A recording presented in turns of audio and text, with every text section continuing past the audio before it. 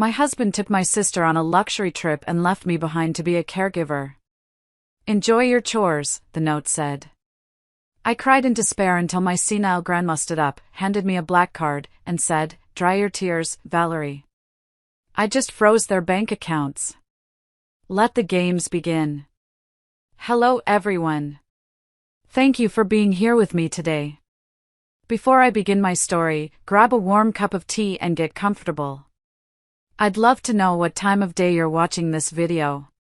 Please comment M4 morning, A4 afternoon, or E4 evening. Now, let me take you into this story. The rain was hammering against the windshield of my sedan so hard I could barely see the exit sign for Oak Creek. It was one of those Midwest storms that feels personal, like the sky is trying to match the turmoil inside your own head. I was gripping the steering wheel until my knuckles turned white, just praying I wouldn't hydroplane into a ditch. I wasn't supposed to be here. I was supposed to be in Cleveland for another 2 days, negotiating a contract for my husband's logistics company. But the client had canceled last minute, rescheduling for next month. Instead of staying in a lonely hotel room, I had decided to drive 5 hours through this monsoon to surprise my family. I thought about Richard. I thought about how stressed he had been lately, always complaining about his back, about the employees, about money. I thought a surprise home-cooked meal might cheer him up. I even had a little gift for my sister, Glenda, who had been staying with us for the past 3 weeks because she was going through a rough patch after yet another breakup. And of course, I was worried about Grandma Betty. My husband's grandmother lived with us, and her dementia had been getting worse. I hated leaving her with Richard and his mother, Doris, because I knew they viewed her as a burden. I pulled into the driveway, the gravel crunching under my tires. The house was dark. Not just dim, but completely blacked out. My stomach dropped. It was 7 in the evening on a Tuesday. Richard should be watching TV. My mother-in-law, Doris, should be in the kitchen complaining about something. Glenda should be lounging on the sofa scrolling through her phone. I ran through the rain to the front porch, fumbling with my keys. The wind whipped my hair across my face, stinging my eyes. I unlocked the door and stepped inside. The silence hit me harder than the storm outside. It was cold. The thermostat had been turned down way too low. "Richard?" I called out. My voice echoed in the hallway. "Glenda? Doris?" Nothing. I walked into the kitchen, flipping on the light switch. The counters were spotless, which was the first sign that something was wrong. Usually, when I came home from a trip, the sink was piled high with dishes because nobody else in this house knew how to load a dishwasher. But today, it was clean. Too clean. Then I saw it. A piece of lined notebook paper sitting in the center of the kitchen island, held down by the salt shaker. My heart started to hammer against my ribs. I walked over and picked it up. I recognized Richard's handwriting immediately. It was scribbled, hasty, like he couldn't wait to finish writing it and leave. "Valerie," the note read. "Glenda has been really depressed lately. She needs a break.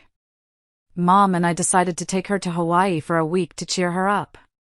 We used the company card for the flights since it's technically a team-building expense. Didn't want to bother you while you were working. You're the responsible one, so we knew you wouldn't mind holding down the fort. Grandma Betty is on the sofa. We gave her her meds at noon. Enjoy the quiet. See you Sunday." I read it twice. Then a third time. Hawaii. My husband took my sister to Hawaii. Along with his mother. And they didn't tell me. They waited until I was out of town working to pay for their lifestyle, and then they left. Team building expense. That was a lie. Glenda didn't work for the company. She didn't work anywhere. I felt a hot flash crawl up my neck, a mix of humiliation and rage. They left me behind. Again. I was the wife. I was the one who managed the company's books. I was the one who cooked the meals and paid the bills. But when it came time for a vacation, I was the one left behind to change adult diapers and spoon-feed Grandma Betty. "Enjoy your chores," I whispered to myself, crumpling the note in my fist. "We took your sister to Hawaii." The betrayal wasn't just about the trip. It was about the secrecy.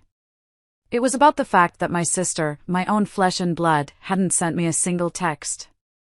She was probably sipping a Mai Tai right now, laughing with my husband. I dropped my bag on the floor and sank down against the cabinets.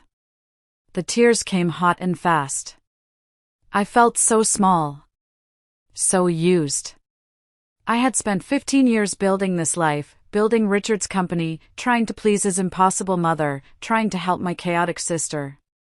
And this was my reward. An empty house and a chore list. I buried my face in my hands, letting out a sob that sounded ragged in the empty kitchen. I felt like I couldn't breathe. I was drowning in my own living room. Suddenly, a hand touched my shoulder. I jumped, gasping for air, and scrambled to my feet. I spun around, expecting to see an intruder. Standing there was Grandma Betty. She was wearing her floral nightgown, her white hair loose around her shoulders. But she wasn't hunched over. She wasn't looking at me with that vacant, confused stare I had grown so used to over the last 3 years. She was standing straight. Her chin was up. And her eyes, her blue eyes were sharp, clear, and blazing with an intensity one hadn't seen in a decade. She looked at the crumpled note in my hand, then up at my tear-streaked face. "Grandma?" I stammered, wiping my eyes. I thought you were asleep. Did you need water? Do you know who I am?" She reached out and took the note from my hand. She smoothed it out on the counter, read it once, and let out a short, dry laugh. "I know exactly who you are, Valerie," she said. Her voice didn't shake. It was strong. "And I know exactly where those parasites went." My jaw dropped. "Grandma? You're talking. You're making sense."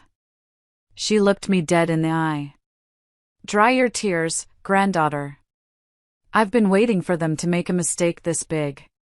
And by God, they just handed us the shovel to bury them." I stood there in the kitchen, paralyzed. The storm was still raging outside, but the storm inside the house had suddenly shifted direction. Grandma Betty, the woman I had been spoon-feeding applesauce to just last week, the woman who supposedly thought I was her nurse named Mildred, was looking at me with the sharpness of a hawk. "Grandma, I don't understand," I whispered. "The doctor said your cognitive decline was severe. You haven't recognized me in 2 years." "People see what they want to see, Valerie," Betty said, walking over to the refrigerator. She opened it, pushed aside a carton of milk, and reached for a hidden latch at the very back of the bottom shelf. "Richard sees a senile old woman who is just a signature on a check. Doris sees a burden. And you saw someone who needed care. You were the only one who was ever kind to me when you thought I wasn't there." She pulled out a small, metallic key taped to the underside of the shelf. "Come with me," she commanded. It wasn't a request. She led me down the hallway to the small study at the back of the house. This was supposed to be Richard's man cave, a room he kept locked because he claimed he had sensitive company documents in there. I had never had a key. Betty walked right up to the bookshelf, pulled out a thick volume on naval history, and revealed a hidden safe behind it. She used the key from the fridge. Inside, there wasn't money. There was a high-tech hard drive and a stack of legal files. "I own this house, Valerie," Betty said as she plugged the drive into Richard's desktop computer. "I own the logistics company. I own the land it sits on.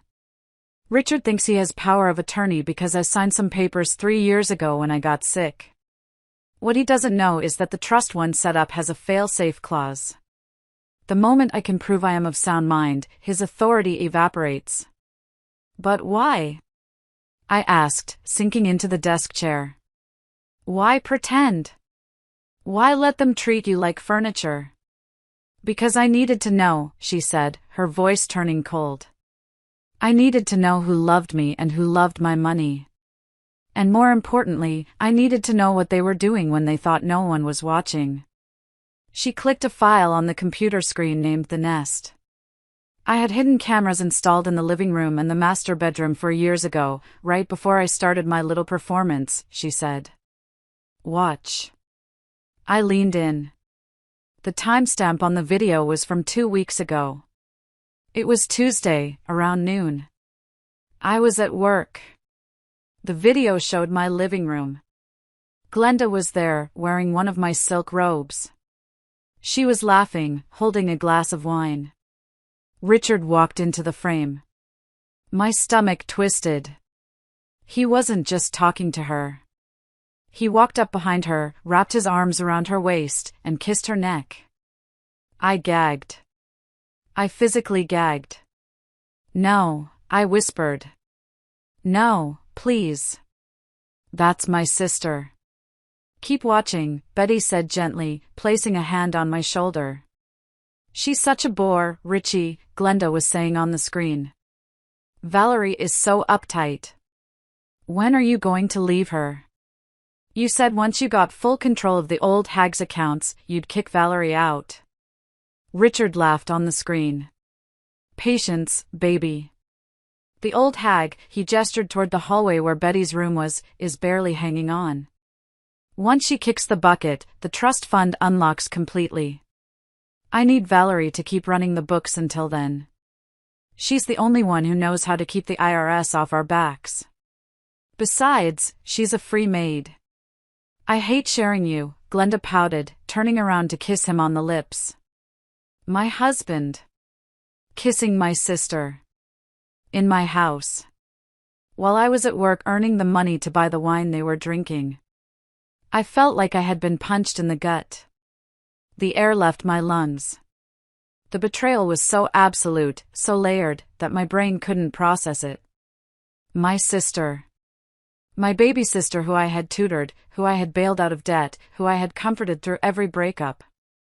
She wasn't just staying here to heal. She was staying here to steal my life. They've been doing this for 2 years, Betty said softly. Right under your nose. Doris knows, too. She encourages it. She thinks Glenda is more fun than you. Doris knows? I choked out. Doris thinks you're too common for her son, Betty said. She wants Glenda because Glenda sucks up to her. They're a nest of vipers, Valerie. All of them. I stared at the screen, watching my husband and my sister mock me, watching them plan to throw me out the moment Betty died. The sadness I felt earlier began to evaporate. The heartbreak was still there, but it was being rapidly consumed by a fire hot enough to burn this entire house down. They took the company credit card, I said, my voice trembling, but not with tears this time. To go to Hawaii. They took my money, Betty corrected. To celebrate their treachery. She reached into the pocket of her nightgown and pulled out a sleek, black card. It wasn't a standard credit card. It was a Centurion card, the kind you only get by invitation. This, Betty said, is linked to the master account of the Betty Trust. The account that feeds the company, the house, and Richard's allowance. He thinks he controls the flow. He's about to find out he's just a faucet I can turn off. She handed me the card. I'm 85 years old, Valerie. I don't have much time for drama. But I have plenty of time for justice. Are you with me? I looked at the video one last time, at Glenda's smirk and Richard's arrogant smile. Then I looked at the black card. What do we do? I asked. We ruin them, Betty smiled. But first, we lock them out. To understand why the video of Glenda and Richard shattered me so completely, you have to understand the history. You have to understand that Glenda taking what was mine wasn't a new development. It was the theme song of our entire lives. We grew up in a small town in Ohio. I was the older sister by 7 years. From the moment Glenda was born, the dynamic was set in stone. I was the responsible one, the sturdy one, the little mother. Glenda was the princess. She was born with big blue eyes and blonde ringlets that made strangers stop in the street. I had mousy brown hair and glasses. My parents, God rest their souls, were good people in their own way, but they were blind. They fell into the trap of the golden child syndrome. Because I was capable, they ignored me. Because Glenda was delicate and sensitive, they poured everything into her. I remember my 16th birthday. I had saved up my allowance for 2 years to buy a used Honda Civic from our neighbor. I needed it to get to my part-time job at the library. On the morning of my birthday, my dad sat me down. He looked pained. "Valerie, honey," he said. "Glenda really wants to go to that cheerleading camp in Florida. It's her dream. We're a little short on cash this month. Since you're so good at saving, and you can just take the bus to work, maybe we could use your car fund for her camp? It would mean the world to her." I remember the lump in my throat. It tasted like ash. "But Dad, I worked for that money." I know, he said. "But you're strong, Val. You can handle the bus. Glenda, she's fragile. If she doesn't go, she'll be crushed. You don't want your sister to be depressed, do you?" That was the weapon they always used. Glenda's happiness was mandatory, mine was optional. I gave them the money. I took the bus. Glenda went to camp, quit after 3 days because it was too hot, and never paid me back. But the worst memory, the one that still wakes me up at night, happened when I was 22. I have always loved baking. It's my art. Flour, sugar, butter, they make sense to me in a way people never did. I had applied for a prestigious scholarship at a culinary institute in Chicago. It was a long shot, but I got it. A partial scholarship that would have changed my life. I had $5,000 in savings to cover the rest of the tuition and housing. I came home, waving the acceptance letter, bursting with pride. Glenda was on the sofa, crying. She was 15 then. "What's wrong?" I asked. "My nose," she wailed. "It's hideous. The boys at school called me a toucan. I can't go back. I'll kill myself, I swear I will." It was a bump. A tiny, barely noticeable bump on the bridge of her nose. My mother looked at me, her eyes pleading. "Valerie, she's hysterical. She hasn't eaten in 2 days. We found a surgeon who can fix it, but insurance won't cover it. It's $5,000. I froze. "No," I said. "No, Mom. That's my tuition money. I leave for Chicago in a month. How can you be so selfish?" Glenda screamed, throwing a pillow at me. "You want me to be ugly forever. You're just jealous because you're the fat sister." "Glenda, stop," Dad said weakly, but then he turned to me. "Valerie, look at her. She's suffering. You can always go to culinary school next year. You're young. You can work another year and save up again. This is your sister's mental health we're talking about." I looked at my parents. I looked at Glenda, whose tears dried up instantly the moment she sensed I might cave. "I can't believe you're asking me this," I whispered. "We're asking you to be the big sister," Mom said. "Please, Val. Do it for the family." I did it. I gave them the money. Glenda got her nose job. She looked exactly the same afterwards, but suddenly she was confident enough to start dating the captain of the football team. I never went to culinary school. Life got in the way. My parents got sick, the economy crashed, and I had to take a desk job to pay the bills. I locked my dream of a bakery away in a box, buried deep inside my heart. And now, 20 years later, I was looking at a computer screen, watching that same sister, the one whose nose I paid for, sleeping with my husband. "She's such a bore," Glenda had said in the video. "She's uptight." I wasn't uptight, Glenda. I was exhausted. I was exhausted from 40 years of holding up the sky so you could dance underneath it. I stood up from the desk in Richard's study. The memory of that lost scholarship burned in my chest, fueling the fire Betty had started. "You know," I told Betty, my voice hard. "She borrowed my favorite emerald earrings for this trip. I didn't lend them to her. She just took them from my jewelry box." Betty smirked. "Well, let's hope she enjoys wearing them while she's begging for change at the Honolulu airport." The betrayal didn't stop with Glenda. If Glenda was the thief of my childhood, Richard was the thief of my adulthood. I met Richard 10 years ago.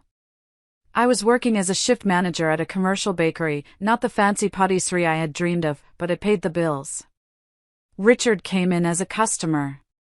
He was charming, dressed in suits that looked expensive from a distance but cheap up close. He told me he was the CEO of Heart Logistics, a family legacy. He talked about supply chains and global reach with such confidence that I was swept off my feet. I was 35, single, and tired of being the responsible one who went home to an empty apartment. Richard made me feel special. He told me I was smart, capable, beautiful. We married a year later. That was when the mask slipped. 2 months after the wedding, Richard sat me down at the kitchen table. He looked pale. "Val, baby, we have a problem," he said. "The company, it's not doing as well as I said. The accountant quit. The IRS is auditing us. I don't know what to do. I'm good at the big picture, but the numbers, they confuse me." He showed me the books. It was a disaster. Heart Logistics was basically 3 trucks and a mountain of debt.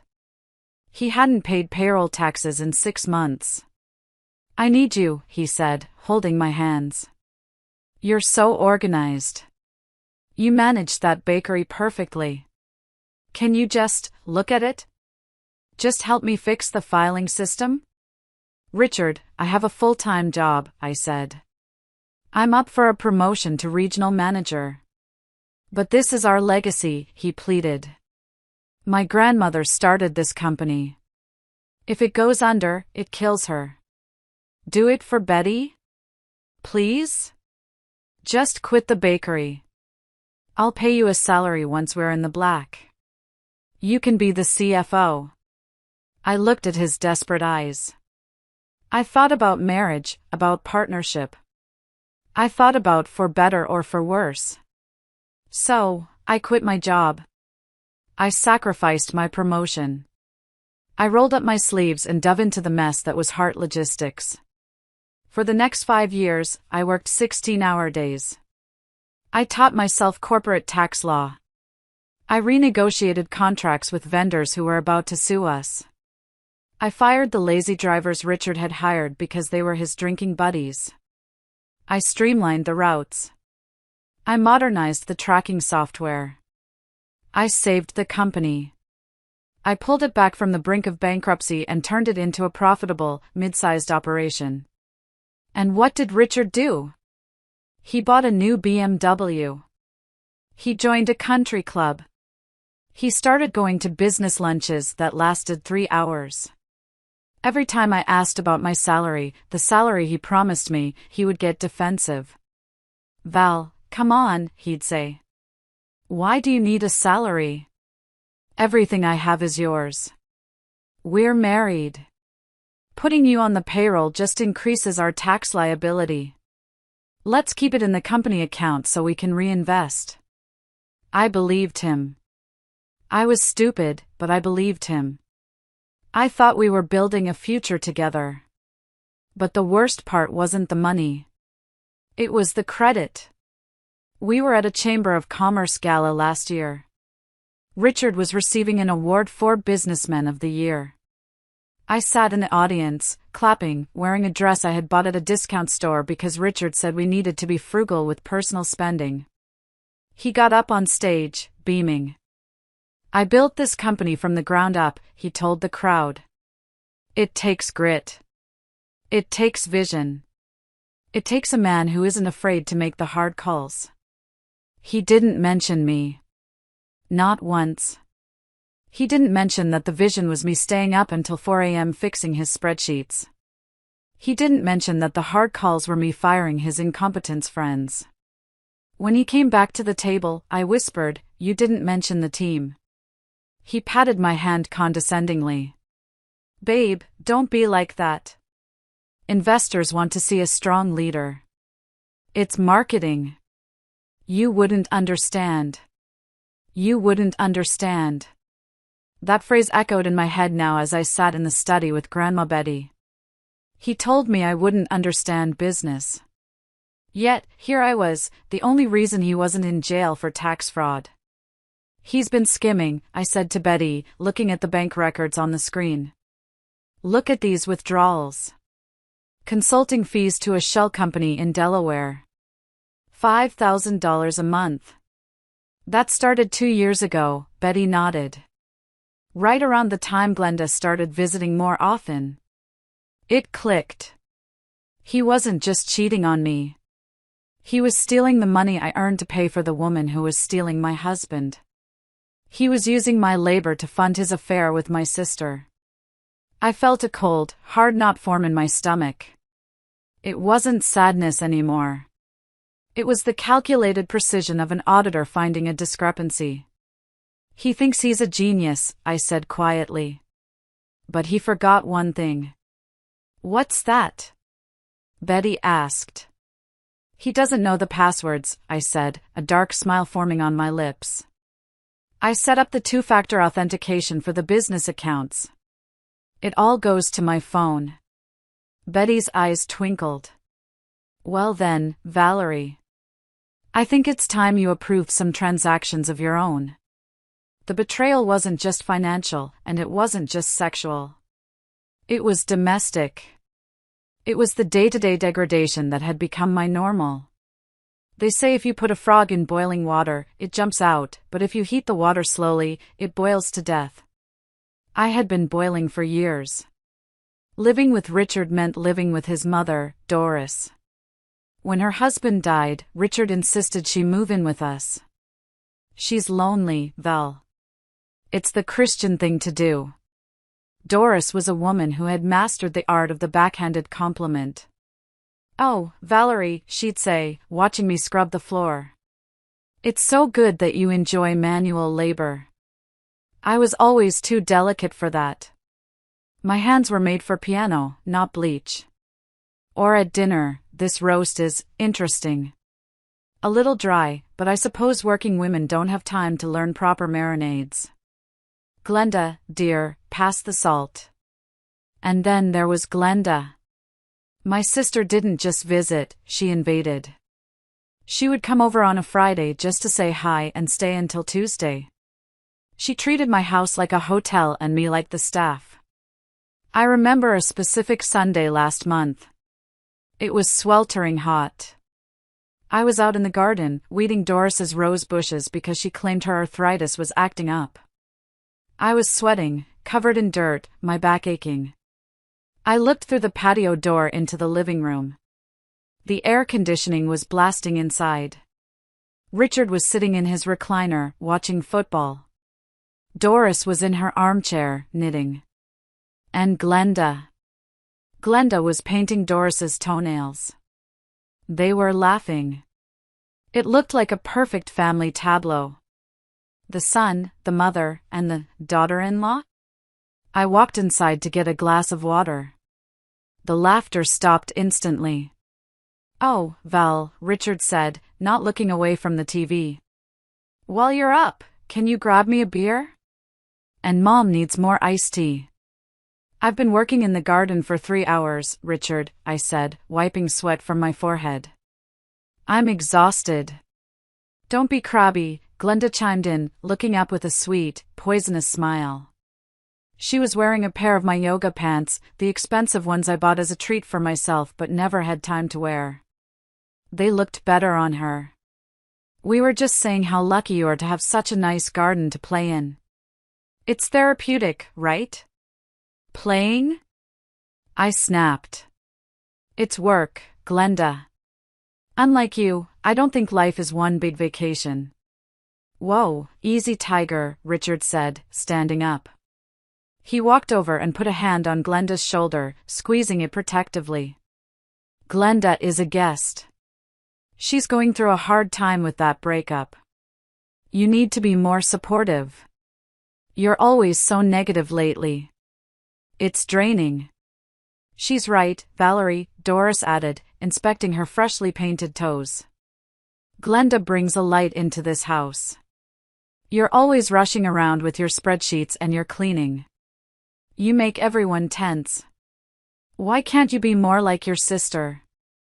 Relax a little. I stood there, holding my dirty gardening gloves, looking at the three of them. My husband, protecting my sister. My mother-in-law, preferring my sister. And my sister, wearing my clothes, stealing my place. I felt like an intruder in my own home. I felt like the ugly, boring, useful appliance they kept around because it kept the lights on, while they treated Glenda like the shiny new toy. I'm sorry, I mumbled. I actually apologized. I'm just tired. Well, go take a shower, Richard said dismissively. You smell like mulch. Glenda and I are going to pick up pizza. We'll bring you back a slice. They left together in his car. They were gone for 3 hours. To pick up pizza. When they came back, they were giggling, smelling like expensive cologne and white wine. They said the pizza place was backed up. I'd ate my cold slice of pepperoni alone at the kitchen counter while they watched a movie in the living room. Now, watching the security footage with Betty, I realized exactly where they had gone that afternoon. They hadn't gone for pizza. They had gone to the motel on Route 9. I saw the charge on the bank statement Betty pulled up. Starlight in $65. I apologized to them, I whispered to Betty, shaking with fury. I was weeding their garden, and I apologized for being tired while they went to a motel. Betty slammed her hand on the desk. No more apologies, Valerie. Doris called you a servant? Fine. Let's see how she survives when the servant fires herself. Richard thinks you're negative? Let's show him what negative looks like when it's applied to his bank balance. They treated me like I was invisible, I said. That was their mistake, Betty replied. Invisibility is a superpower. You saw everything. You know everything. And now, you're going to use it. The grandfather clock in the hallway chimed 3 a.m. Outside, the storm had passed, leaving behind a heavy, suffocating silence. Inside the study, the atmosphere was electric. We had spent the last 4 hours going through everything. Betty wasn't just pretending to be demented, she had been acting like a spy behind enemy lines. She had notebooks filled with dates, times, and conversations she had overheard while napping. She had copies of emails Richard had left open on his laptop. She even had a list of items Doris had gifted to Glenda, my grandmother's china, my silver candlesticks, my scarves. Betty sat back in the leather chair, looking at me. She placed a thick manila folder on the desk. This is the trust agreement, she said. Clause 14, Section B, in the event of Richard Hart's proven infidelity, financial mismanagement, or elder abuse, the trustee, me, has the unilateral right to revoke all access and privileges immediately. She tapped the document with her fingernail. I can end him, Valerie. With one phone call to Mr. Henderson, my lawyer, I can strip him of his title, his salary, and his access to the company accounts. I can evict Doris. I can sue Glenda for theft. She leaned forward, her eyes locking onto mine. But I need you to be sure. Because once we pull this trigger, there is no going back. This isn't just a fight, it's a war. They will scream. They will cry. They will beg. They will send your parents to guilt trip you. They will try to destroy your reputation. She paused. Valerie, you have a good heart. Too good. I've watched you forgive them for 15 years. If you have even a sliver of doubt, if you think you might want to try marriage counseling, tell me now. I'll just cut him off financially and we can leave it at that. I looked at the folder. I thought about the marriage counseling Richard would propose. He would cry, blame stress, blame Glenda, tell me I was the only one he loved. He would gaslight me until I believed it was my fault for working too much. I thought about Glenda. She would cry about her mental health, threaten to hurt herself, tell me I was a cruel big sister kicking her when she was down. I looked at my reflection in the dark window of the study. I saw a woman who looked 10 years older than she was. Tired eyes. Gray hairs coming in. A woman who had shrunk herself so small to fit into their lives that she had almost disappeared. Valerie Old is dead, I said. My voice surprised me. It sounded deep, resonant. What was that? Betty asked. I said the old Valerie is dead, I repeated, louder. The Valerie who apologizes for taking up space? She died tonight when she read that note. I don't want counseling. I don't want an apology. I don't want to work it out. I stood up and picked up the Black Centurion card. It felt heavy, cold, and powerful. I want them to hurt, I said. I want them to feel exactly what I felt standing in that empty kitchen. I want Richard to feel powerless. I want Glenda to feel homeless.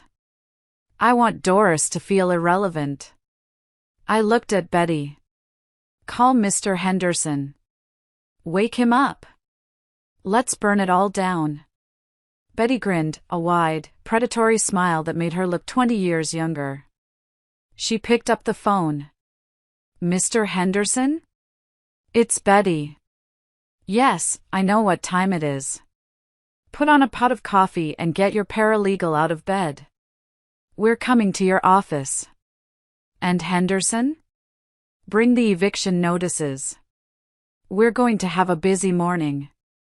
She hung up and turned to me. Go wash your face, Valerie. Put on your best suit. The one Richard hates because he says it makes you look too masculine. We have a company to hostile takeover. I walked to the door, but stopped. I turned back to look at this incredible woman who had saved me from a lifetime of servitude. Thank you, Grandma, I said. Don't thank me yet, she winked. Wait until you see the look on Richard's face when his credit card gets declined in front of the whole resort. I looked into Betty's eyes, then at my own tired reflection in the mirror one last time. I had lived for others for too long. Today, the old Valerie died. If you also believe that we women should not bow our heads to traitors, if you want to see me take back everything that belongs to me, please help me by liking this video and commenting the number 1 below. Let me know you are here, standing by my side, fueling me for this fight. Your support is my strongest weapon. Comment number 1 now, and now, watch what Betty and I do next. The office of Henderson and Associates was quiet at 5 a.m., save for the hum of the photocopier and the frantic typing of Mr. Henderson's paralegal, a sharp young man named David. Mr. Henderson himself, a man in his 60s with a bow tie and eyes that had seen every kind of family dispute imaginable, sat across from us. He looked at Betty with pure admiration. I must say, Betty, Henderson said, pouring us coffee. You played the long game.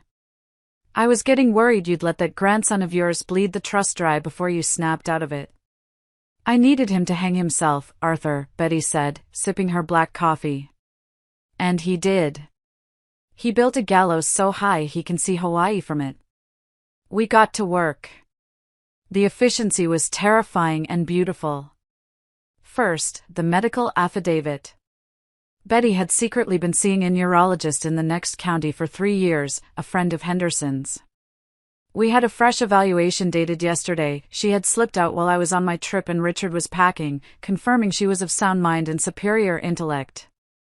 This document immediately nullified the medical power of attorney Richard held. Now for the financial kill switch, Henderson said, sliding a document toward me.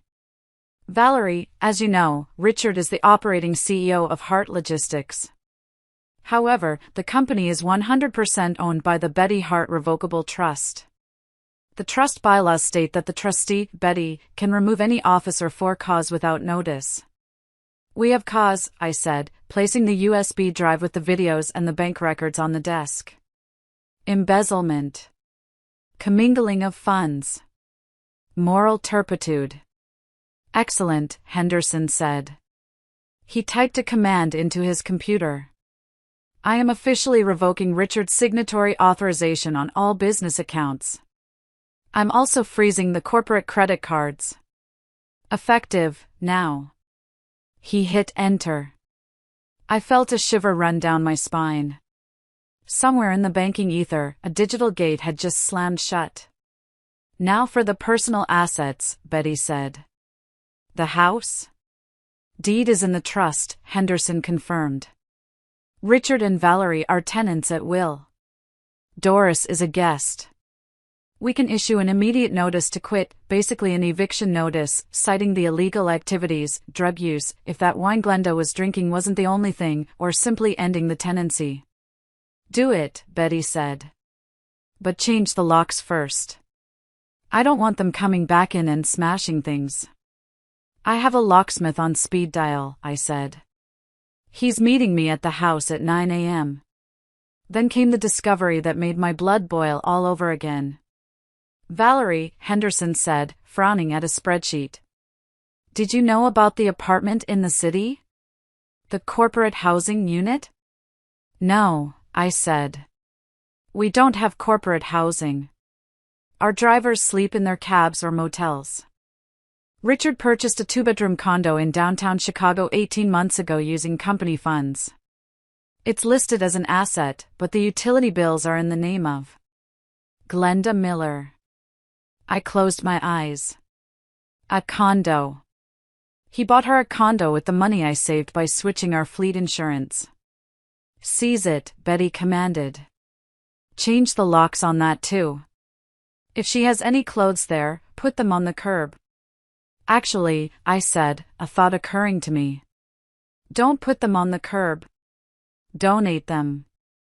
Glenda hates thrift stores. Knowing her designer clothes are being worn by the common people will hurt her more than losing them. Betty laughed.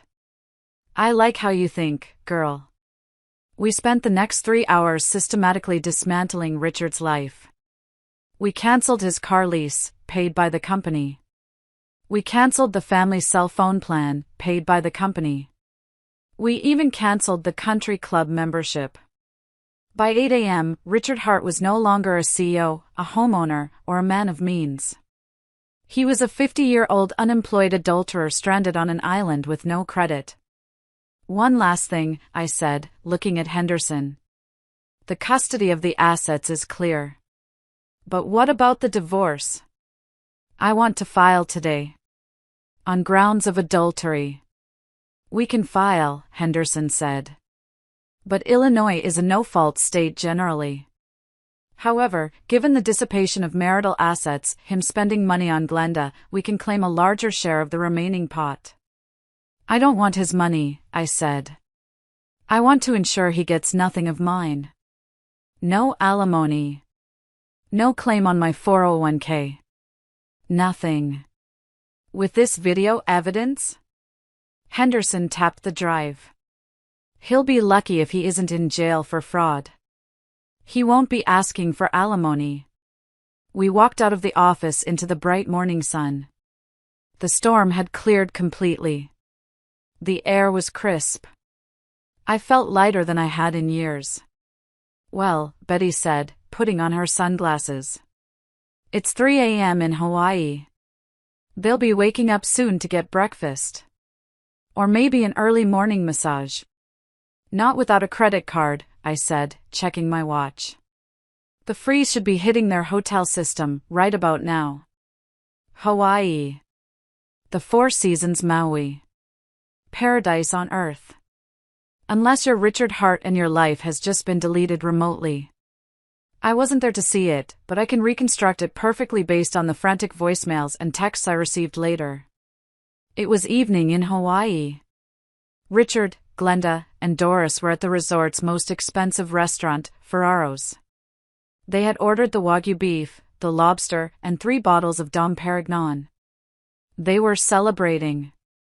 Celebrating escaping the drudgery of home.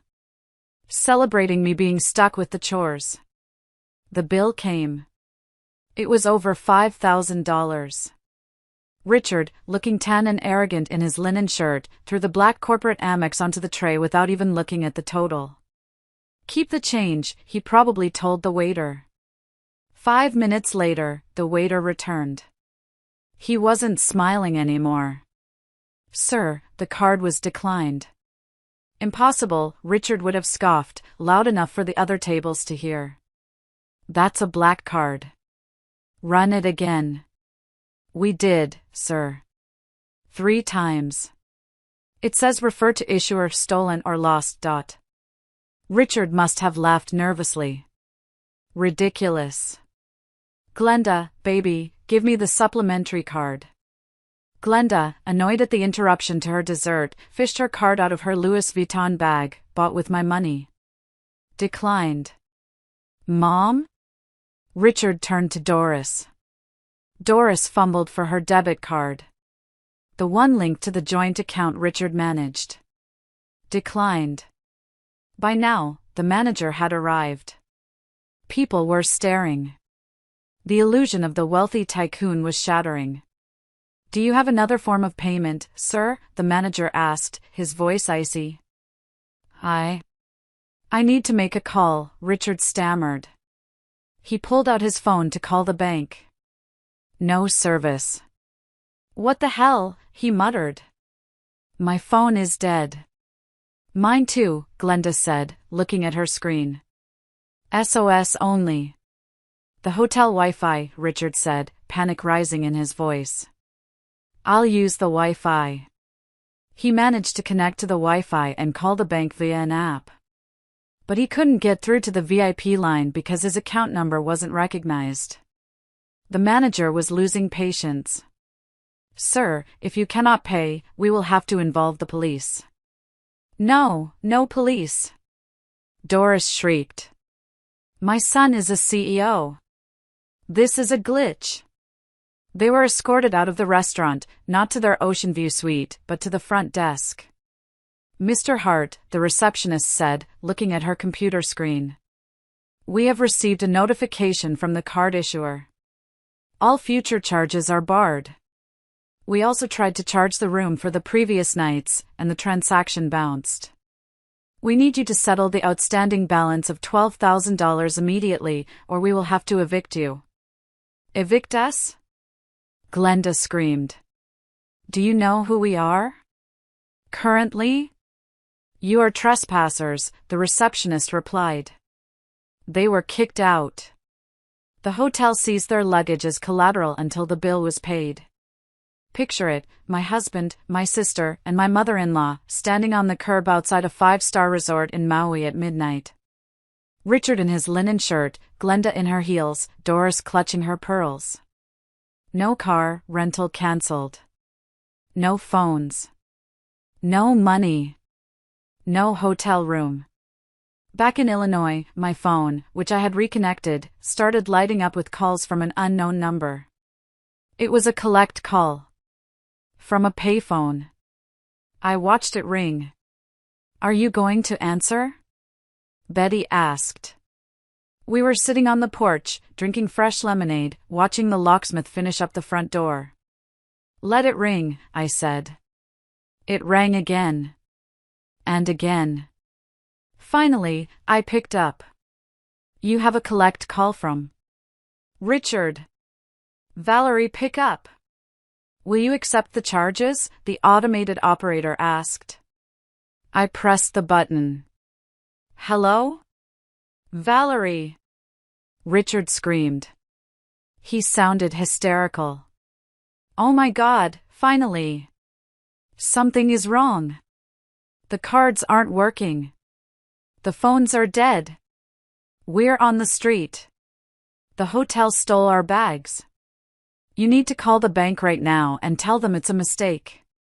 Fix this. His voice was a mix of command and begging. He still thought he was in charge. He still thought I was his fixer. Hello, Richard, I said calmly. How's the weather in paradise? Stop screwing around. We are stranded. Transfer money to Western Union. Now. I can't do that, Richard, I said, taking a sip of lemonade. Why not? Are you incompetent? No, I said. I'm not incompetent. I'm the new CEO of Heart Logistics. And company policy strictly forbids funding unauthorized vacations for non-employees. Also, Grandma says hi. There was a silence on the other end so profound I thought the line had gone dead. What? He whispered. Grandma? Hello, Richie, Betty leaned into the phone. I hope you like sleeping on the beach. Sand gets everywhere, doesn't it? Grandma? You're talking? I am, Betty said. And I've cancelled your return tickets. You can swim home. I hung up the phone. The locksmith walked over, handing me a shiny new set of keys. All done, ma'am. Nobody is getting in here unless you want them to. I held the new key in my hand. It felt better than any diamond ring Richard had ever given me. So, Betty said, looking at the sunset. They're stranded 4,000 miles away with no money. Yep, I smiled. They'll figure something out eventually, Betty warned. Glenda is resourceful when she's desperate. They'll be back. I know, I said, my eyes narrowing. And when they get back, the real show begins. Here is the continuation of the story, from part 9 to part 18. I have significantly expanded the narrative, deepening the psychological drama, adding new twists, and ensuring the length meets your requirement of over 7,000 words for this section. While my husband and sister were stranded in a Hawaiian airport, sleeping on hard plastic chairs and begging strangers for Wi-Fi hotspots, I was back in Illinois engaging in the most violent act of self-care I had ever attempted. We called it the purge. It wasn't just about changing the locks. It was about exorcising a demon. Betty and I had hired a locksmith within an hour of the phone call, but after he left, the silence of the house felt heavy. It was filled with the ghosts of my stupidity. Everywhere I looked, I saw reminders of how blind I had been. I started in the guest room. This was the room Glenda had claimed as her sanctuary 3 weeks ago. She had told me she needed a place to heal after her breakup. Walking into that room now, with the knowledge of what she had done, the air felt thick and suffocating. It smelled like her, a cloying mixture of expensive vanilla perfume and stale white wine. I began to strip the room. I didn't fold anything. I didn't organize. I grabbed armfuls of her clothes, the designer jeans I had bought her for her birthday, the silk blouses she had borrowed from my closet and never returned, and I shoved them into black heavy-duty trash bags. I found my cashmere sweater, the one I had looked for all winter, balled up in the corner of the closet, stained with what looked like coffee and lipstick. I didn't even try to clean it. I threw it in the trash. It was contaminated. Everything she touched felt contaminated. As I was clearing off the nightstand, sweeping her expensive skincare products into a box to donate, my hand hit something hard under a stack of fashion magazines. It was her iPad. My heart hammered against my ribs. I knew I shouldn't look. I knew it would only hurt. But rage is a powerful fuel, and curiosity is its spark.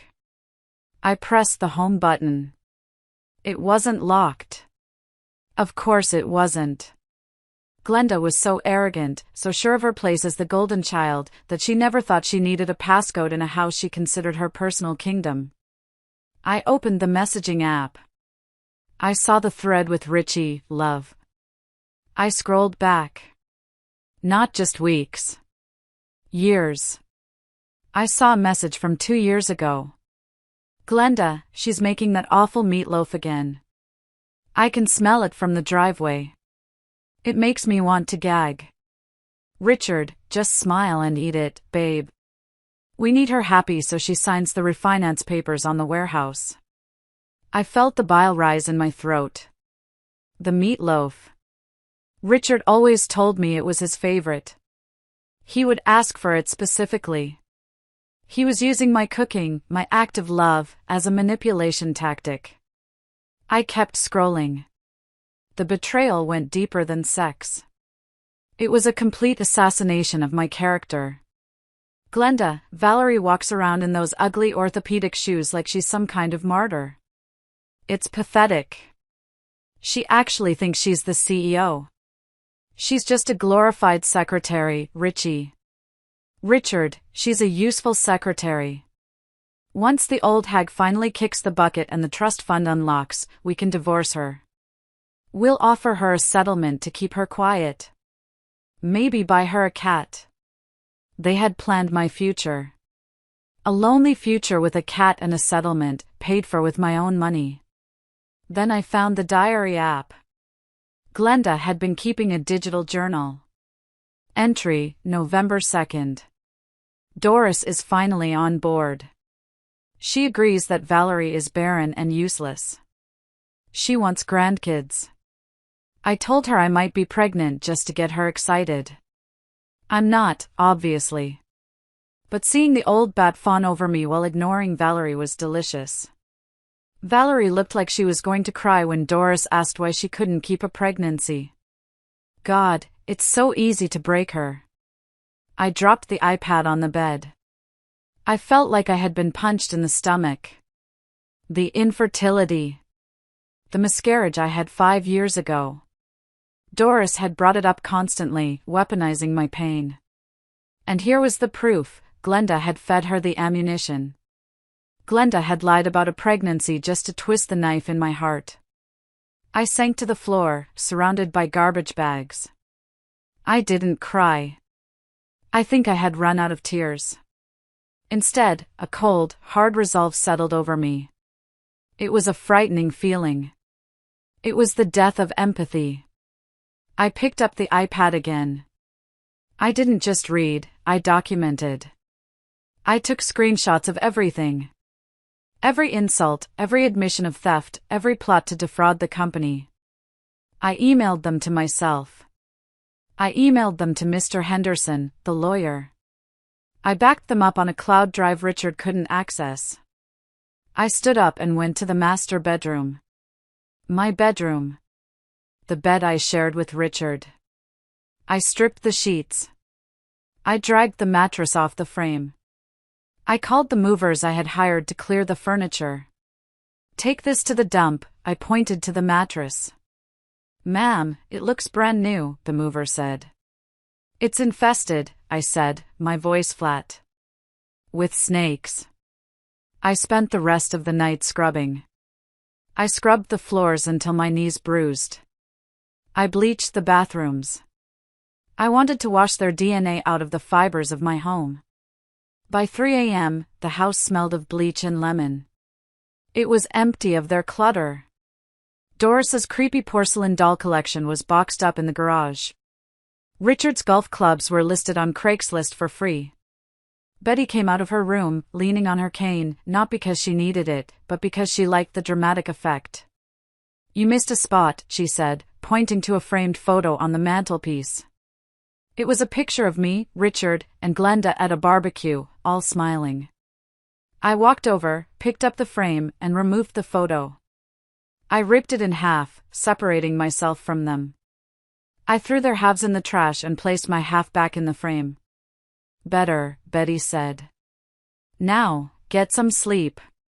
The rats are coming home tomorrow, and we need to be ready to close the trap.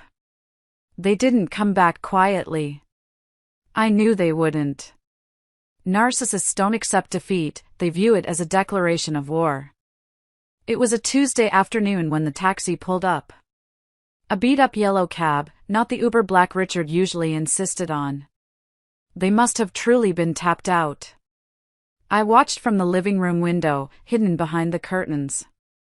Betty sat in her armchair, sipping tea, looking like a general reviewing her troops. I had hired security. 2 off-duty police officers, Mike and Tony, were parked in an unmarked car at the end of the driveway. I wasn't taking chances with Richard's temper. The car doors opened. Out stepped the unholy trinity, looking like they had been chewed up and spit out by the universe. Richard was wearing the same linen shirt he had left in, now stained with sweat and wrinkled beyond recognition. He hadn't shaved in 3 days. Glenda looked even worse. Her hair, usually a perfect blonde blowout, was a frizzy bird's nest. She was wearing flip-flops and a tourist t-shirt that said Aloha in cracking letters. Doris looked frail and terrified, clinging to Richard's arm. They dragged their luggage up the driveway. They didn't know about the locks yet. They didn't know about the police. They just thought they were coming home to yell at me and re-establish dominance. I heard the key scratch against the lock. Then the jiggle. Then the violent rattling. What the hell? I heard Richard mumble. He tried again. He slammed his shoulder against the wood.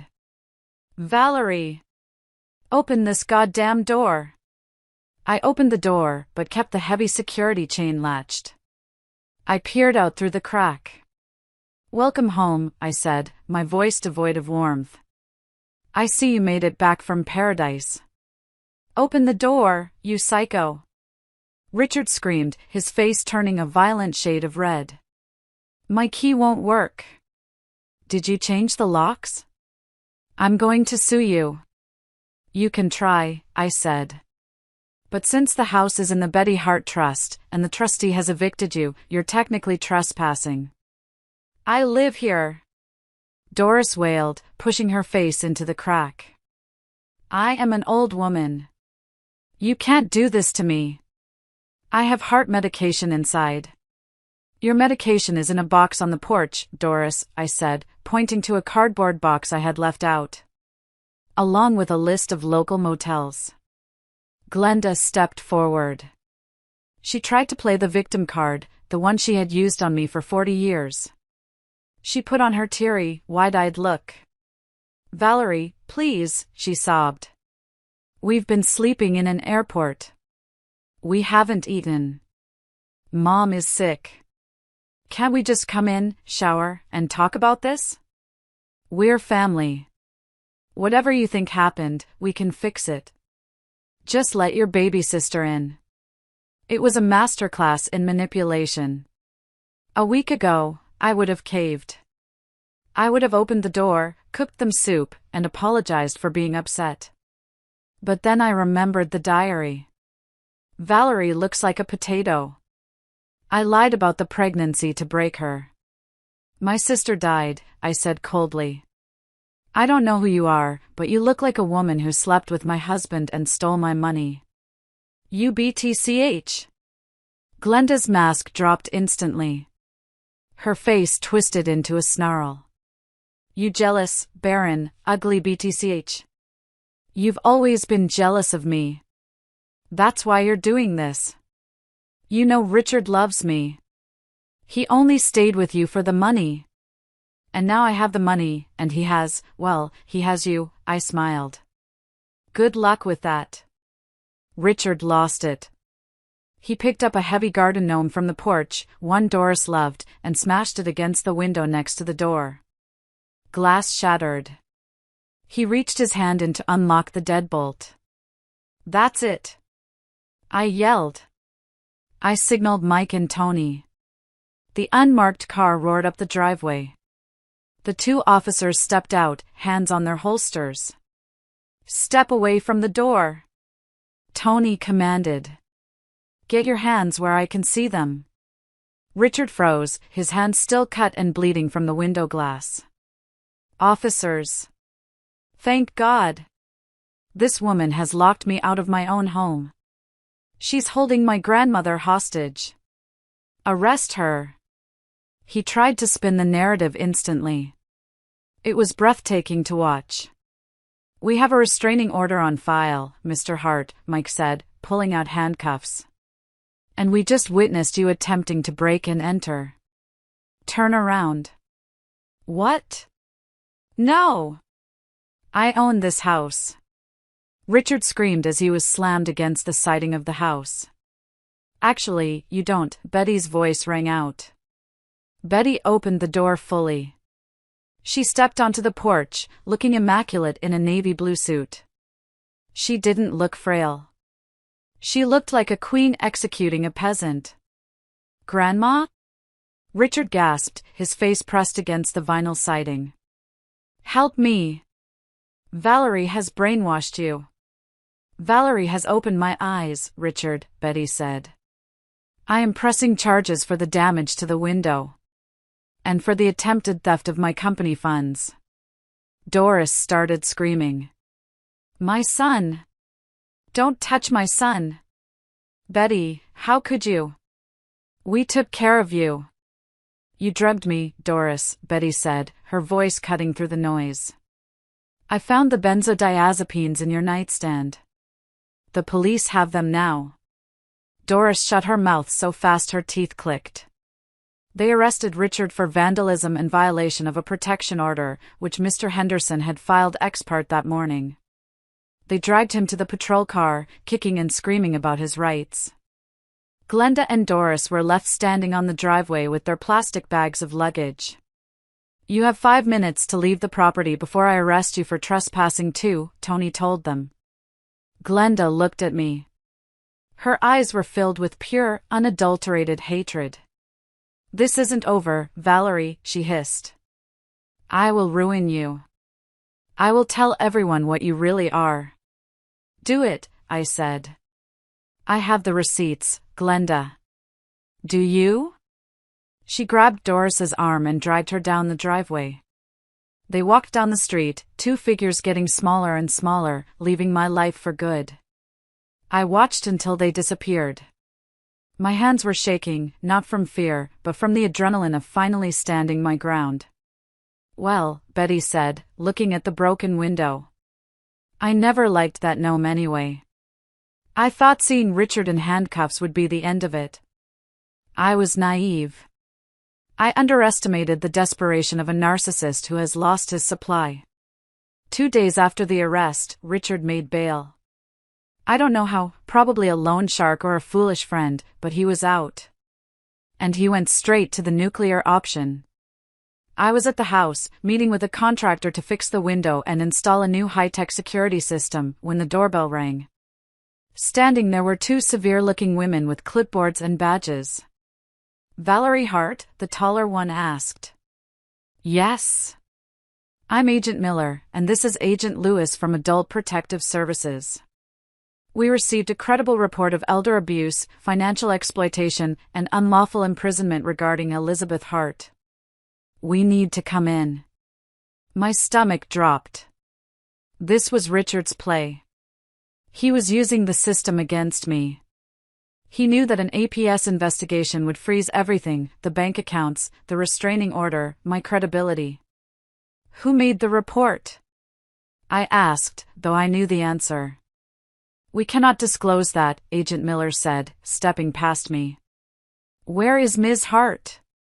"She's in the kitchen, having lunch," I said, trying to keep my voice steady. "But this is a mistake. My husband is angry because we filed for divorce and eviction." "We'll determine that," Agent Lewis said coldly. "We need to speak to Betty alone. You need to leave the room." I went to the backyard, pacing frantically. I called Mr. Henderson. "They're here, Arthur," I whispered into the phone. "APS." Richard called them. What if they believe him? What if they think I'm manipulating her? She's 86. If she forgets one date or gets confused, they could take her away. "Calm down, Valerie," Henderson said. "Betty is sharp. She prepared for this. Just let her talk." Inside the kitchen, the interrogation was happening. I couldn't hear words, but I saw Agent Miller pointing at the fridge, checking for food. She was looking at Betty's arms, checking for bruises. 20 minutes passed. It felt like 20 years. Finally, the back door opened. Betty stood there, smiling mischievously. "You can come in now, Valerie." I walked back into the kitchen. The two agents looked baffled. "Is everything okay?" I asked. Agent Miller cleared her throat. "Ms. Hart seems to be extremely cognizant." She gave us a lecture on the history of the Federal Reserve, Agent Lewis muttered, looking exhausted. And she showed us her daily crossword puzzles. Completed in ink. However, Agent Miller said, her face hardening again. The report contains specific allegations about hygiene and medication. We need to inspect her living quarters. They went to Betty's room. It was spotless. But then, Agent Lewis opened the medicine cabinet in the guest bathroom, the one Richard used to use. "We found this," she said, holding up a bottle of pills. Haloperidol. Antipsychotics. This wasn't prescribed to Betty. My heart stopped. Richard must have planted them before he left, or maybe he had been using them on her all along. "That's not mine," I said. "That's Richard's." "It has no label," Agent Miller noted. "This is suspicious. If you are medicating her to keep her compliant, check the fingerprints."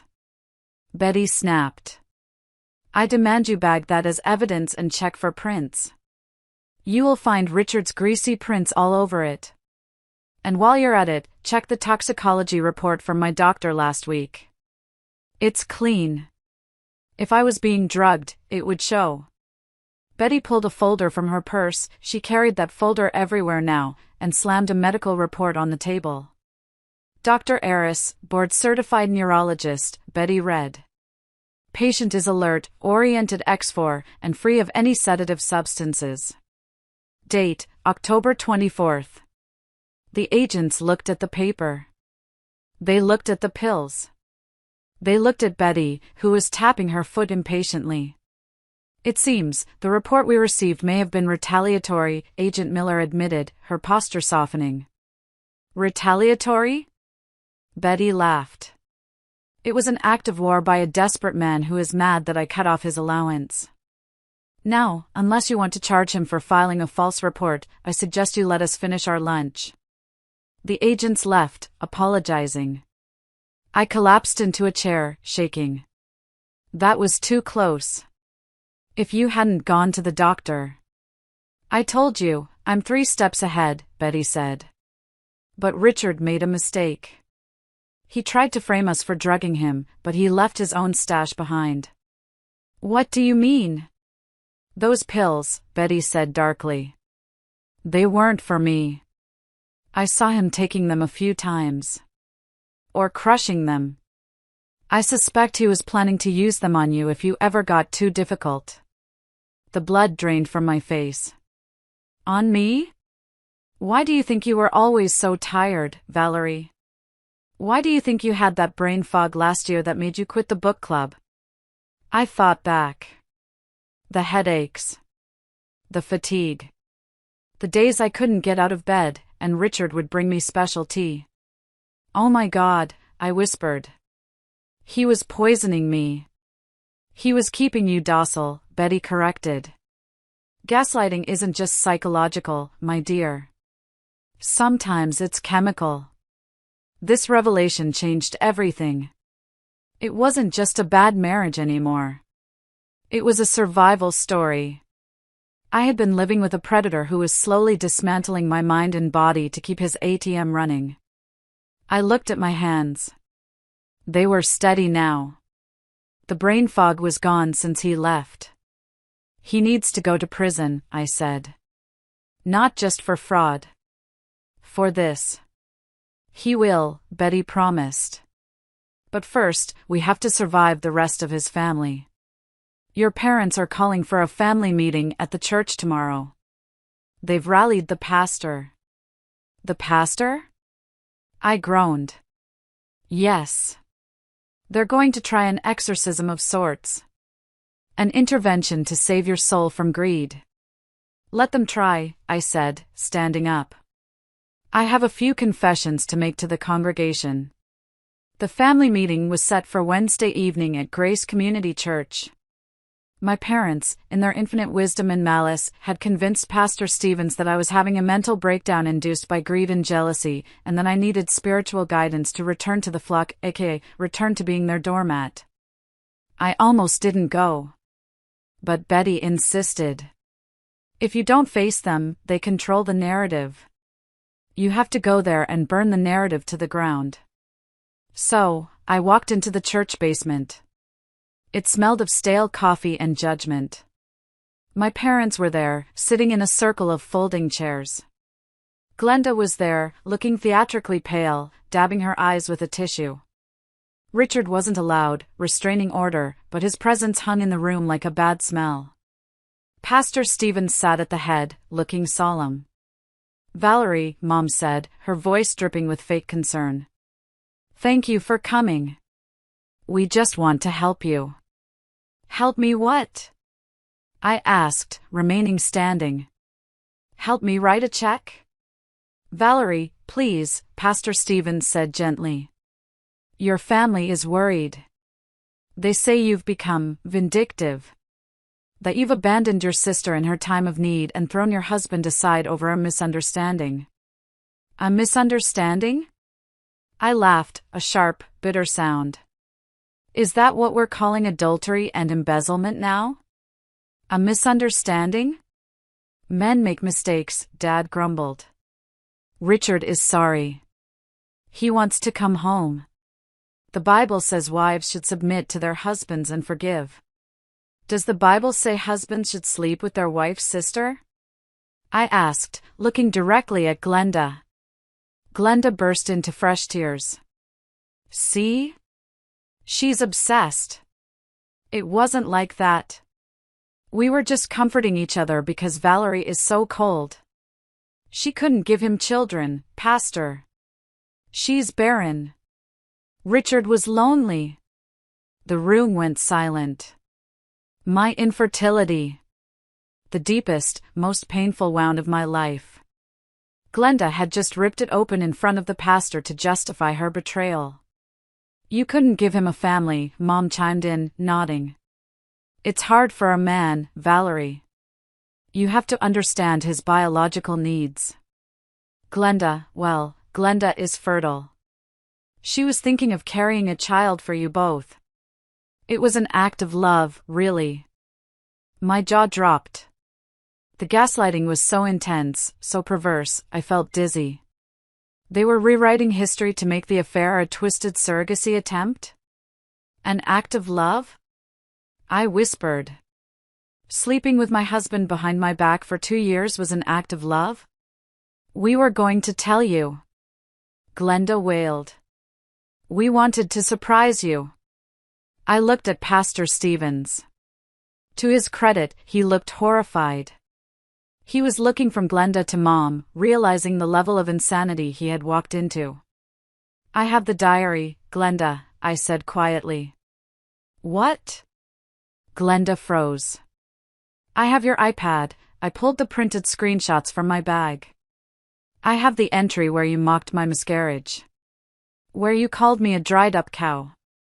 Where you laughed about tricking me into paying for your abortion 3 years ago, the one you told me was an appendectomy. I threw the papers onto the coffee table in the center of the circle. Read it, Pastor, I said. Read about this act of love. Pastor Stevens picked up the papers. His eyes widened as he scanned the vulgar, hateful words Glenda had written. This. He stammered. This is vile. That's fake. Glenda shrieked, lunging for the papers. She photoshopped those. It's time-stamped, I said. And backed up to the cloud. I turned to my parents. And you, I pointed at Mom. I found the text where you told Glenda to keep Richard happy so he wouldn't cut off the money for Dad's car payments. You pimped out your own daughter. You encouraged her to destroy my marriage because you were afraid of losing your free ride. Mom's face went white. That's a lie. I never. It's in the transcript, Mom. Page 4. I looked at Dad. He wouldn't meet my eyes. He was staring at his shoes, a coward to the bitter end. I spent my entire life trying to be the daughter you wanted, I said, my voice trembling with released emotion. I got the grades. I got the job. I paid the bills. I cleaned up the messes. But it was never enough. Because you didn't want a daughter. You wanted a servant. And you loved Glenda because she was just like you, selfish, hollow, and cruel. You are not my daughter anymore. Mom screamed, standing up, her mask of concern shattering into pure rage. You are dead to us. If you don't share that money, you are nothing. I'd rather be nothing than be you, I said. I turned to the pastor. I think we're done here, Pastor. Unless you have a sermon on how to exorcise parasites? I walked out of the church basement. I walked out into the cool evening air. I felt lighter. Lighter than I had ever felt. The cord wasn't just cut, I had burned the bridge, and the light from the flames was guiding my way home. I got into my car. My phone buzzed. It was a text from Betty. Did you give them hell? I smiled and typed back. I gave them the truth. It burned worse. With the family officially cut off, I thought the worst was over. But Richard, desperate and cornered, managed to find a lawyer who was willing to play dirty. Saul Jenkins, the strip mall shark, filed a motion that stopped me in my tracks. He filed for an emergency freeze on my personal accounts, claiming that I had commingled marital assets with the Betty Hart Trust and that I was hiding millions in offshore accounts. It was a lie, of course. But in the legal world, a lie can freeze your life for weeks while the courts sort it out. I went to the grocery store to buy flour for the test kitchen. I was practicing recipes for the bakery I dreamed of opening, and my debit card was declined. Insufficient funds, the cashier said. I checked my app. Zero balance. Frozen by court order. I called Henderson in a panic. Arthur, I can't buy food. They froze everything. Even the account Betty gave me access to. Jenkins is playing a dangerous game, Henderson said, his voice tight. He's alleging you embezzled from the company to hide money from Richard. It's projection, obviously, but he got a judge to sign a temporary restraining order on the assets until the hearing on Friday. What do I do? I have bills to pay. I have to pay the contractor for the security system. Sit tight, Henderson said. We'll kill this on Friday. But you need to find something. Richard is confident. Too confident. He thinks he has leverage. I need you to dig deeper. Is there anything he hid? Anything we missed? I went back to the house. I sat in Richard's study, staring at the empty shelves. We had cleared everything out. What could I have missed? Betty came in. What's wrong? He's winning, Betty. He froze my money. He's going to bleed me dry with legal fees. He's not winning, Betty said. He's bluffing. Think, Valerie. Richard is lazy. He doesn't hide things well. Where did he keep his fun stuff? The garage, I said. He was always in the garage working on that old Mustang he never fixed. I ran to the garage. The Mustang was gone, sold or repossessed, but the workbench was there. I pulled out the drawers. Just tools. Oil rags. I looked at the wall. There was a pegboard for tools. It looked slightly uneven. I pulled the pegboard. It popped loose. Behind it was a wall safe. Bingo, I whispered. I didn't have the combination. But I knew Richard. He was a narcissist. The combination would be about him. His birthday? No. The day he became CEO? Maybe. I tried Glenda's birthday. Click. Click. Click. Error. I tried his social security number. Error. Then I thought about the day he told me was the happiest day of his life. Not our wedding day. The day he bought his boat, the boat he had to sell 2 years ago. 0-5-1-2. Click. The safe swung open. Inside, there wasn't cash. There was a ledger. A handwritten ledger. And a stack of USB drives. I opened the ledger. It was a record of gambling debts. But not just poker. Richard was involved in something darker. He was laundering money through the logistics company for a local bookie. Entry, June 4th, cleaned $10,000 for Sal. Fee, $1,000. Entry, August 12th, shifted $50,000 through fuel surcharges. My hands shook. This wasn't just embezzlement.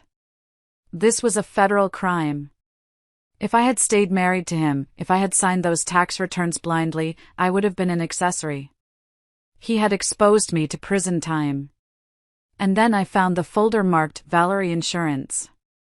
I opened it. It contained photos. Photos of me sleeping. Photos of me in the shower, taken through a crack in the door. And faked emails. Emails he had drafted but never sent, making it look like I was the one laundering the money. He had framed me. He had set up a paper trail to pin his crimes on me if he ever got caught. That son of a b***tch, Betty whispered, looking over my shoulder. He wasn't just using you. He was setting you up to be his fall guy. He's not a husband, I said, slamming the safe shut. He's a monster. We took the ledger to Henderson immediately. When Henderson saw the money laundering records, his face went pale, then broke into a shark-like grin. This changes everything, Henderson said. This isn't family court anymore. This is FBI territory. Call them, I said. I want him gone. If we turn this over, Henderson warned, the company assets might be seized as evidence. You might lose the business capital. I don't care, I said. I don't want his dirty money. I want my life back. I want him to never be able to hurt another woman again. Do it, Betty agreed. Burn it down. Henderson made the call. Friday's hearing wasn't a hearing. It was an ambush. Richard walked into court looking smug. He thought he had me on the ropes. He winked at me. Then the back doors of the courtroom opened. 4 agents in windbreakers marked FBI walked in. Richard's smugness vanished. He looked at Jenkins. Jenkins looked confused. The lead agent walked up to the plaintiff's table. Richard Hart? Yes. You are under arrest for money laundering, wire fraud, and conspiracy. You have the right to remain silent. Richard stood up, knocking his chair over. What? No. She did it. It's her company. Valerie did it. We have your ledger, Mr. Hart, the agent said, cuffing him. And the handwriting matches yours. We also have the testimony of Sal, who we picked up an hour ago. Richard screamed as they dragged him out. He screamed my name. He screamed Glenda's name. He screamed for his mother. But nobody answered. I sat in the courtroom, watching the man I had loved for 10 years being hauled away like a common criminal. I didn't feel triumph. I felt a deep, exhausting relief. The monster was in a cage. The judge dismissed the freeze on my assets immediately. I walked out of the courthouse into the sunshine. Well, Betty said, adjusting her hat. That was dramatic. Who wants ice cream? With Richard in federal custody awaiting trial, bail denied due to flight risk and the Hawaii incident, the biggest threat was neutralized. But snakes have heads that bite even after you cut them off. Glenda was still out there. She was living in a cheap motel on the edge of town, reportedly funded by selling the jewelry she had stolen from Doris, ironic justice. She was furious.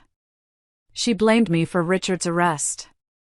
She blamed me for her homelessness. I was focused on the bakery. I had found a space, an old mill building with exposed brick walls. I was pouring my energy into renovations. It was my therapy. 2 days before the grand opening of the Gilded Crumb, I arrived at the shop early to prep the dough. The front window was smashed. My heart stopped. I ran inside. Red paint was splashed everywhere. On the brick walls. On the expensive espresso machine. On the display case. And on the wall, sprayed in jagged letters, thief. Whore. Barren bitch. I stood in the middle of the ruin, my shoes crunching on glass. The smell of paint fumes was overpowering. This was my dream. I had put everything into this. And in one night, Glenda had tried to destroy it. I knew it was her. The insults were her signature. I sat on the floor and cried. I really cried. It felt like I couldn't escape them. No matter how hard I fought, they kept dragging me back into the mud. Betty arrived an hour later. She saw the mess. She saw me crying. She didn't offer empty platitudes. She didn't say it's okay. She walked over to the wall, dipped her finger in the wet red paint, and looked at it. It's water-based, she said. It will scrub off. It's ruined, Betty, I sobbed. The opening is in 2 days. I can't fix this. Maybe they're right. Maybe I'm not cut out for this. Get up, Betty said sharply. I looked up. Did you survive Richard poisoning you? She asked. Yes. Did you survive your family disowning you? Yes. Did you survive the FBI raiding your husband's life? Yes. Then you can survive some bad graffiti. Get up, Valerie. We are not victims. We are survivors. And survivors clean up the mess. She was right. I called the police to file a report. Then I called Mike and Tony, my security team. Then I called the young bakers I had hired. We have a situation, I told them. If you want a job, come now. Bring scrub brushes. They all came. 6 of them. Plus Mr. Henderson. Plus the contractor. We spent the next 48 hours scrubbing. We painted over the slurs. We replaced the glass. We turned the disaster into a bonding moment. While we were cleaning, the police found Glenda. She was stupid. She still had the red paint on her hands when they knocked on her motel door. She also had the receipt for the spray paint in her purse. She was arrested for felony vandalism and violation of a protection order. I went to the police station to give my statement. I saw her in the holding cell as I walked by. She looked wild, unhinged. You took everything from me, she screamed, throwing herself against the bars. It should have been mine. Richard chose me. Richard chose himself, Glenda, I said, stopping for a moment. And you chose to be his accomplice. You didn't lose because of me. You lost because you're a bad person. I walked away. I didn't look back. The grand opening happened on schedule. It was packed. The story of the vandalized bakery had hit the local news, thanks to Betty leaking it, and the community turned out in droves to support me. Mrs. Gable, the neighbor who had judged me, came in and bought a dozen croissants, apologizing profusely. I didn't know, she whispered. Glenda is troubled. Enjoy the croissants, Mrs. Gable, I said graciously. Success is the best revenge. I stood behind the counter, covered in flour, exhausted but exhilarated. I looked at the line of people. I looked at Betty holding court at a corner table. I had built this. From the ashes of my marriage, from the shards of my broken glass window, I had built something beautiful. Life has a funny way of surprising you when you stop forcing it. For a year, I was a monk. I worked. I slept. I took care of Betty. I had no interest in men. Richard had destroyed my trust in the entire gender. But then came Mark. Mark was the coffee supplier for the bakery.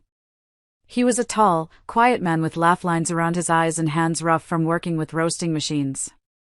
He wasn't flashy like Richard. He drove a pickup truck. He wore flannel. For months, our conversations were strictly business. Invoices, bean blends, delivery times. But one rainy Tuesday, it always seems to rain on Tuesdays in my life, he stayed after the delivery. You look tired, Valerie, he said. I'm fine, I gave my standard reflex answer. Just inventory. Sit down, he said. Let me make you a coffee for once. I hesitated. But his eyes were kind. Not calculating. Just kind. I sat. He made me a pour-over. He sat across from me. I heard about what happened, he said. With the ex. The town talks. I bet they do, I sighed. For what it's worth, Mark said, looking at his mug. I think you're incredible. To go through that and build this place? That takes steel. I looked at him, waiting for the other shoe to drop. Waiting for him to ask for a discount, or a loan, or to tell me how to run my business. Thank you, I said. I have tickets to the baseball game on Saturday, he said. I know you're busy. But if you want to yell at an umpire instead of an oven for a few hours, I'd like that. I almost said no. The fear was there. What if he's another Richard? Then I heard Betty's voice in my head, the old Valerie is dead. I like baseball, I said. We went. It was easy. We ate hot dogs. We cheered. He didn't check his phone once. He didn't flirt with the waitress. He listened to me talk about yeast fermentation for 20 minutes and actually asked questions. It was slow. I didn't let him into my house for 6 months. I didn't introduce him to Betty for 8. When he finally met Betty, I was terrified. Betty was the gatekeeper. Mark brought her flowers. Not red roses, but sunflowers.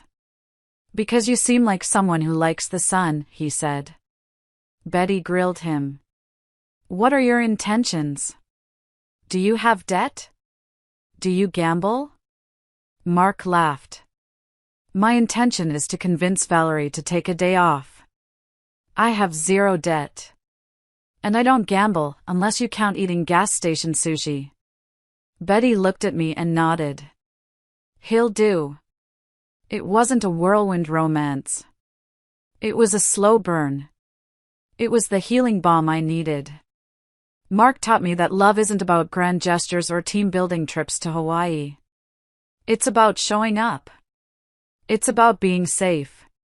One night, lying in his arms, I told him about the infertility. The thing Richard and Glenda had used to destroy me. I can't give you kids, I whispered, waiting for him to pull away. Mark kissed my forehead. Valerie, I don't want kids. I want you. We can have dogs. We can have a bakery. That's enough. I cried. For the first time in years, I cried tears of joy. While my life was ascending, Richard's was cratering. The federal trial was swift. The evidence was overwhelming. He pleaded guilty to avoid a 20-year sentence. He got 5 years in federal prison, plus restitution. He lost everything. The boat he loved? Seized. The BMW? Seized. His collection of vintage watches? Auctioned off to pay back the IRS. But the real punishment wasn't prison. It was the irrelevance. I went to his sentencing. I needed to see it. I sat in the back row. Richard stood before the judge in an orange jumpsuit. He looked small. He had lost weight. His hair was graying. He looked over his shoulder and saw me. His eyes lit up for a second. Hope? Did he think I was there to save him? I just stared at him. Blankly. Mr. Hart, the judge said. Your greed was boundless. You exploited your grandmother, defrauded the government, and betrayed your wife. You are a danger to society not because you are violent, but because you have no moral compass. 5 years. As they led him away, he shouted. Valerie! I'm sorry. Wait for me. I can change. I stood up and walked out. I didn't wait. Glenda took a plea deal for the vandalism. She got probation and community service. She had to pick up trash on the side of the highway. One day, driving to the bakery, I saw a crew in orange vests cleaning the roadside. I slowed down. There was Glenda. Her blonde hair was matted under a cap. She was stabbing trash with a stick, looking miserable. She saw my car, my new SUV. She saw me. She flipped me off. I laughed. I turned up the radio and drove on. They were in my rearview mirror now. Objects in the mirror are closer than they appear? No. In this case, they were fading fast into the distance. 3 years passed. 3 glorious, peaceful years. Betty lived to be 89. She was sharp until the very end. But time is the one enemy you can't sue. Her heart began to fail. We brought her home. I set up a hospital bed in the living room so she could look at the garden. Mark and I took turns sitting with her. It was a Tuesday evening. The rain was falling softly against the window, a gentle rain, not a storm. Valerie, Betty whispered. Her voice was thin, like paper. I'm here, Grandma. Did we win? She asked. We won, I said, holding her hand. We won everything. Good, she smiled. Don't let them back in. Not even for the funeral. I won't. You were the best investment I ever made, she said. Her eyes drifted to the window. Tell your grandfather. I kept the books balanced. She closed her eyes. And she was gone. The grief was different this time. It wasn't the jagged, panicked grief of betrayal. It was a heavy, noble grief. The grief of losing a general who had led you to victory. The funeral was private. Just me, Mark, Henderson, and a few close friends. But of course, they tried. My parents showed up at the cemetery gates. They looked old. My dad was using a walker. Mom looked frail. They tried to push past the security guard I had hired. We're family. Mom cried.